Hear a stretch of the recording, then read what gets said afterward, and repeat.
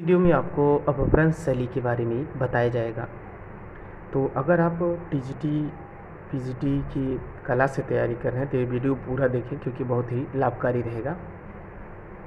तो अपभ्रंश शैली के बारे में देखें तो 8वीं शताब्दी से लेकर सांस्कृतिक पुनरुत्थान के पूर्व 16वीं शताब्दी तक की चित्रकला मध्यकालीन चित्रकला के नाम से जानी जाती है।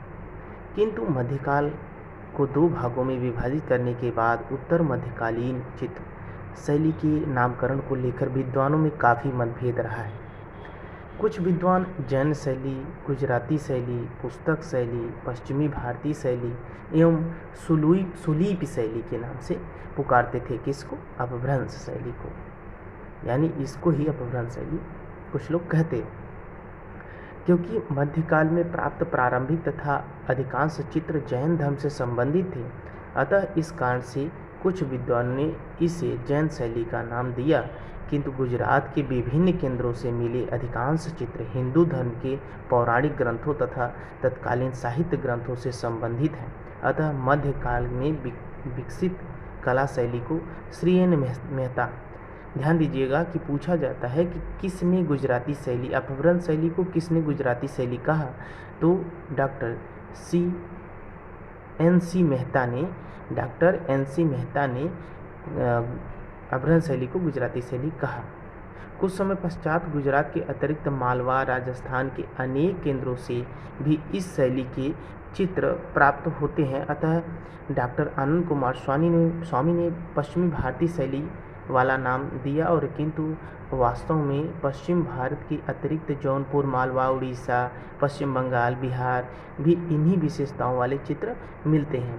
अतः यह नाम भी उचित प्रतीत नहीं होता।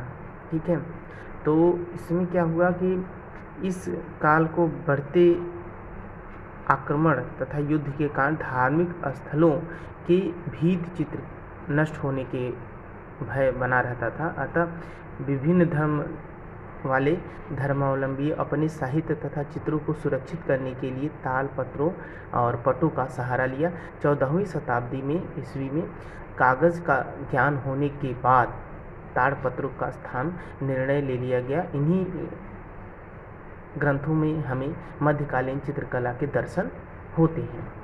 तो अपभ्रंश शैली जो है 11वीं शताब्दी के आसपास से मध्यकालीन चित्र विशेषताओं वाले अनेक चित्रित पोथियाँ विभिन्न स्थानों पर चित्रित होने लगी, जिनका विषय व स्थान के आधार पर निम्नलिखित उप शैलियों के अध्ययन किए जा सकते हैं।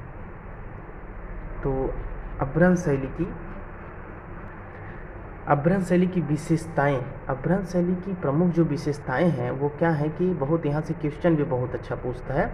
तो राजेश्वर नामक विद्वान ने अपने ग्रंथ काव्य मीमांसा में इस शैली के चित्रों की निम्नलिखित विशेषताएं बताई हैं, जैसे कि रिक्त स्थानों से निकली हुई परवल के आकार की आँखें, दो स्त्रियों की आँखों से कनपटी तक की खींची गई, मतलब आँखें जो हैं वो लंबी लंबी बनाई जाती थी, कनपटी तक खींची जाती थी। जैसे ओल्ड मूवी देखें तो उसमें भी जो हीरोइन है उनकी भी आंखें बहुत लंबी लंबी खींची जाती थी। तो इस हिसाब से वो अपभ्रंश शैली की एक स्थानों से निकली हुई परवल के आकार की आंखें, दो स्त्रियों की आंखों के कनपटी तक खींची गई रेखाएं हैं, यानी जैसे पुराने पिक्चरों में दिखाया जाता है हीरोइन लोगों की आंखें लंबी लंबी खींची जाती हैं, वैसे नुकीली नासिका, लंबी नासिका और दोहरी चुनक, ठीक है, मुड़ी हुई हाथ एवं ऐंठी हुई अंगुलियां, इस तरीके से चित्र बनाए गए हैं। आप प्राकृतिक रूप से उभरी हुई छाती भी दिखाई गई है, और लकड़ी के खिलौने के समान पशु पक्षी भी दिखाए गए हैं। ये सभी अपभ्रंश शैली के उदाहरण हैं, और प्राकृतिक दृश्यों की कमी उसमें है, और कमजोर रेखाएं, जो रेखाएं हैं बहुत कमजोर दिखाई गई, महीन दिखाई गए, रेखांकन किए गए हैं। अंतराल में एक साथ कई दृश्यों का अंकन हुआ है, और चटक तथा स्वर्ण रंगों व स्याही का अधिक प्रयोग हुआ है। 15वीं शताब्दी से हाशिए के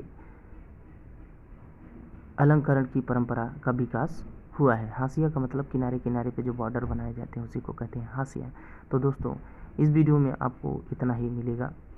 ये वीडियो जैसा भी लगा हो लाइक करें और कमेंट्स करके बताएं, अपने दोस्तों तक शेयर ज़रूर करें। अच्छा लगा हो तो सब्सक्राइब करके हमारे चैनल को बेल आइकन जरूर दबाएं, जिससे कि लेटेस्ट अपडेट करते ही वीडियो आप तक नोटिफिकेशन पहुँचे, आपसे मिस ना हो, देख पाएँ। Thank you for watching my video.